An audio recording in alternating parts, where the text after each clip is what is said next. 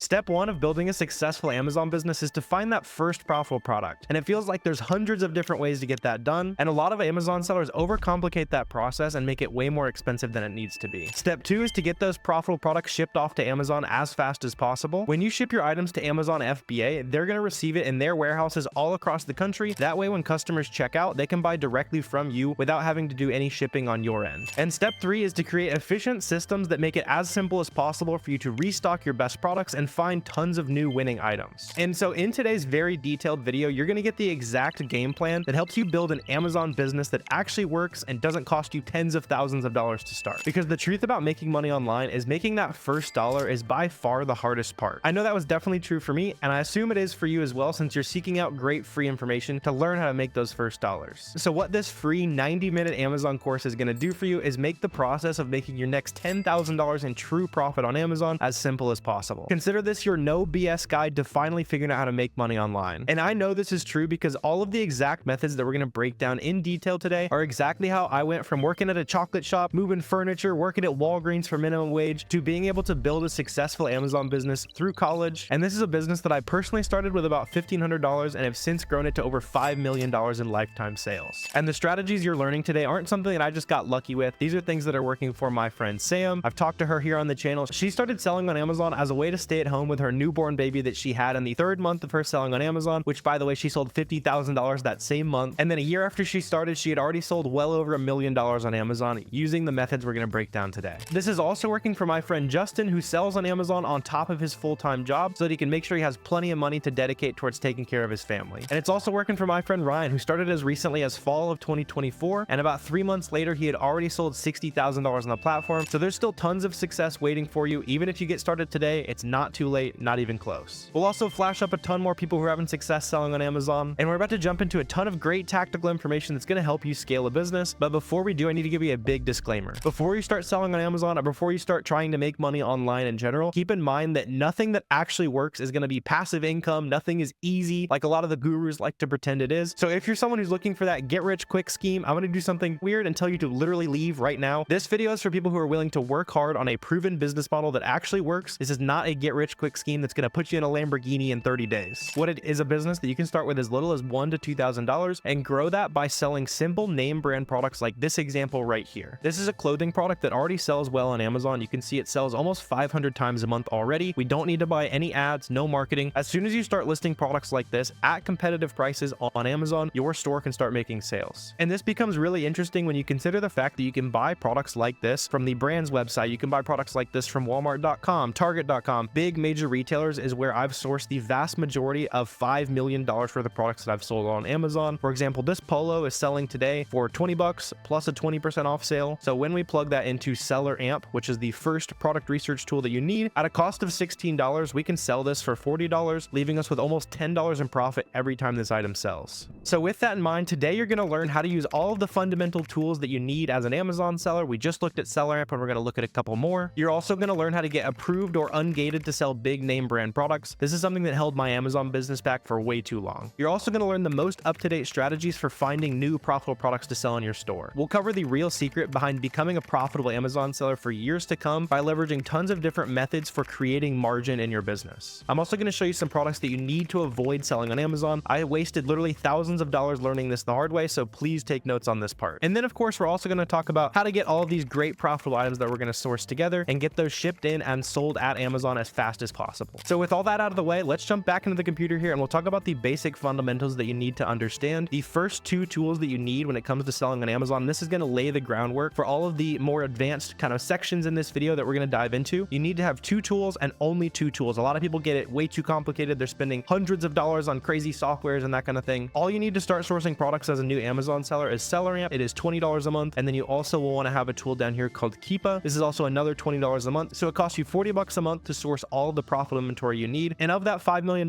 plus that I've sold on Amazon, the vast majority, probably 90% plus, I've sourced using just these two tools. Don't get it too complicated. I'm going to show you how to use these super quickly though. So let's cover a couple quick fundamentals. If you already know a little bit of the basics of selling on Amazon, skip to this timestamp and we'll start sourcing products together. But if you're brand new, let's talk about what these metrics mean, starting with BSR. So BSR is the best sellers rank of a product. And in this case, our BSR is 38,000, which basically means that this is the 38,000th best selling product in the clothes and shoes category. And in this case, you can see even up at 38,000, that item still sells almost 500 times a month. So you can really see how much opportunity there is. There are 38,000 products basically that sell faster than this item. The closer it is to one, the faster it sells. So at 38,000, it's still selling 500 times a month. So hopefully you get just a quick idea of how much opportunity there really is on Amazon. When you're looking at SellerAmp, you're also going to see a max cost option. This is basically going to be the maximum price that we can pay for this item to be profitable at the current sales price. So for me, I like to make sure that I'm making at least a 30% return on investment. So for every dollar I spend, I want to get $1.30 back. And then I also usually want to look for at least 15 to 20% gross margin. And on top of that, I'm usually looking for about $3 in profit on these products. But depending on the minimums that you're looking for in your Amazon business, you can change that in the settings of your SellerAmp account. So for example, if I put 21 bucks, it's going to tell me my ROI is too low. And that's because I've told SellerAmp that I want to make at least a 30% ROI. You can also see all of the current and historical data about the product. So in this example, I can see on a 90-day average, the price is an average of $40. That tells me that these profits are going to be pretty consistent. Sometimes you'll look at a product and the price on average is way lower. Typically, I like to avoid those where the price might be temporarily higher than it should be. I like to look for long-term consistent profit. We can also use SellerAmp to track the chart of this product. This shows me over time what the sales rank and price on this item was down to the day. So for example, I can see on February 12th at 10:30 in the morning, this was a 46,000 sales rank and it was 40 bucks. So basically the only thing that's changed since then is this item has gotten a little bit faster selling because now it's a 38,000 and it was in like the 40,000s. We can also use these charts to see how many different sellers are on this listing. So for example, as I'm going along the chart here, I can see there's usually about one seller. Then on the offer count on the bottom chart there, and it seems like recently maybe there was 2 sellers, and then coming into right now, it looks like we're back down to 1 seller. This is the only seller on this listing right now, so you really don't have too much competition selling something like this basically. You can also track the buy box over time, and basically what the buy box is on Amazon is this add to cart button. So your goal as an Amazon seller is to win the add to cart button or win the buy box. And in this case, I can see who is winning the vast majority of the sales over the last 30 days, 90 days, 180 days, whatever I want to change that time horizon to. And as an Amazon seller, you're going to be able to win the buy box by having a combination of the fastest shipping speed and the lowest price. So typically as an Amazon seller, if you ship these products into Amazon FBA, and we'll show you a lot more detail on that later, you're usually going to have the most success winning the buy box if you're matching the price of other FBA sellers. Keep in mind, you don't have to be cheaper than other sellers to win the buy box. In fact, it's actually bad business policy because if you lower your prices, the chances are they're going to start following you down, and it creates a little bit of a race to the bottom. There's a ton more opportunity that comes with sharing the buy box at as high a price as possible on most of your Amazon listings. The alerts panel is also really useful when you're logged into your Seller Central account on another tab. It'll show you what products you're already ungated in or what products you're already approved to sell. We'll talk about how to get approved in things that you're not already. You can also see things like if Amazon shares the buy box. In this case, they're not on the listing, so we don't have to worry about it. Sometimes when Amazon's on a product, they tend to hog a lot of the sales, so you can check that here. You're also able to check a couple other important things that we'll talk about in more detail as well. You can see if it is a private label item, if it is something that you might get an IP complaint or any account health issues with. You can also see if it's like a meltable product. So in this case, I don't think I'm really worried about our Polo melting away in the summer here, but for things like chocolates or some vitamins, you do need to watch for that because you can't send those into Amazon during the summer. It would just melt and customers would have a bad experience basically. And then you can also scroll down to the profit calculator section. This will show you in more detail where all of your Amazon fees are actually going. So on this item, we're paying about $6 to pay Amazon to ship the item off to the customer, pay for the actual shipping from the warehouse to the Amazon customer, and do any customer service that might be needed. And then also within SellerAmp, you can include other things like how much your shipping typically costs. Usually it's about 60 cents a pound. If you want to include any sales tax, you can have that included within your SellerAmp settings as well. So typically when I'm sourcing in all the products that we're going to source today, I have 5% sales tax included and shipping. So before you run into the comments when we're sourcing products together, yes, this is actually true net profit after it's all said and done. So before we keep going along, if you don't already have SellerAmp, grab a 2-week free trial down below so you can follow along with all the sourcing we're going to do together. And then let's also quickly touch on how to use Keepa. This was the other sourcing tool that I mentioned. What I usually use this for is things like the variation data. So for example, this product has a ton of different styles and colors and all that kind of stuff. So if I want to see which of these sells the best, I could just go ahead and hop in here and filter this by which one has the most ratings basically. So in this case, I can see this one's gaining a lot of ratings recently. It has over 200 ratings. So this is definitely something that customers have bought a lot of. On the flip side, you can also filter the inverse and see things like these random double XLs and weird colors and stuff like that that aren't quite selling as well and sometimes don't even have any feedback. You can see this has had 1 rating, 0 ratings, that kind of thing. So this helps me figure out which variations of a product actually sell faster. And then if we also take a look at a different product that sells pretty well as well, you can see on the data offers tab, this is one of my favorite things within Keepa, and I don't know why it's not talked about more. You can see exact stock counts and the prices that people are charging over time. For example, if I want to look at a product and say, are people actually paying $42 sellers for this item, I can say, hey, here's this storefront right here. In late February, early March, they were selling this product for anywhere from like 41 to 43 bucks. You can see as I'm mousing along there, and you can see in that exact same time period, their stock count was decreasing, right? So this tells me, number one, how much I might be able to buy for a test order and kind of help educate how much I want to actually purchase. And it also proves, hey, I'm not sure if these products are actually selling. As a new seller, you're going to look at some of these prices and be like, people are actually paying that. But if you look at the data offers tab, that's just one really helpful thing that I like to look at. And it immediately proves, yep, people actually do pay that price. And we can just have a little bit more confidence when we go and buy these products together.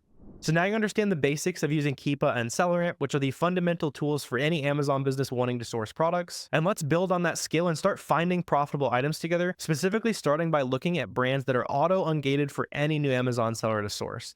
If you want to start selling on Amazon, but it feels like everything you try to sell is restricted, this is the video for you. Because I know that when I started selling on Amazon over 6 years ago, it felt like no one was talking about how to get ungated or approved to sell these big name brands. And I had no idea that there's actually a ton of brands on Amazon that you can sell right now and get auto-ungated to sell. So in this video, we're going to source some of those auto-ungated brands, talk about ungating, everything else you need to know to start making money on Amazon as simply as possible. So let's just go ahead and jump into the computer here and start off with a simple starting point. When it comes to sourcing auto-ungated brands, you just need any brand that is auto-ungated for a lot of new sellers. While I'm recording this video, things like 32 Degrees, J.Crew, and One, Athletic Works, and lots more brands like that are all auto-ungated brands. So just open up the listing of any of those brands that I just mentioned. And once we have one of those listings open, we're going to be able to use this one opportunity to find as many ungated opportunities as we want. So let's just jump into the process here and start sourcing something. What we can do now is go to the seller that is already selling this auto-ungated brand.